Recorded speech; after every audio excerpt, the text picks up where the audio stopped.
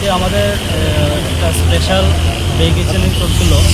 তো এই অনুযায়ী আমাদের বিশালগড় ট্রাফিক মানে বিশালগড় বাইপাস লকডাউন বাজারে চেকিং করার সময় একটি অটো গাড়িকে আটক করি।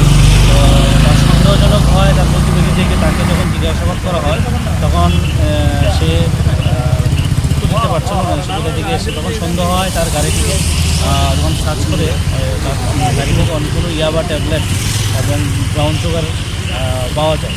সঙ্গে সঙ্গে আমরা বিশালগড় থানা ম্যাটারটা টেক আপ করার পর আমরা এনডিপিএসের সব প্রসিডিউর মেনটেন করে এক্সিকিউটিভ ম্যাজিস্ট্রেটের প্রেজেন্সে আমরা এগুলা সিজ করি এবং যে গাড়ি একটি অটো গাড়ি এবং অটো গাড়ির সঙ্গে যে যার কাছ থেকে আমরা মালটা পেয়েছি তাকেও আমরা আটক করি এবং আমরা একটা এনডিপিএস কেস নিয়ে তদন্ত শুরু করব। সেই মালটা কোথায় থেকে নিয়ে আসছে এবং কোথায় নিয়ে যাচ্ছে।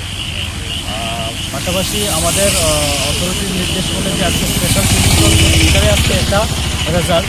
তো এরকম আমাদের প্রতিনিয়ত চেকিং থাকবে। যারা এইসব অবৈধ মালামাল এইসব রুট দিয়ে পারাপার করছে আমরা তাদেরকে অতি সত্তরে আমরা আটক করব। আটক চালকের কি নাম? সুমন দেব, বাড়ি বন বিহার।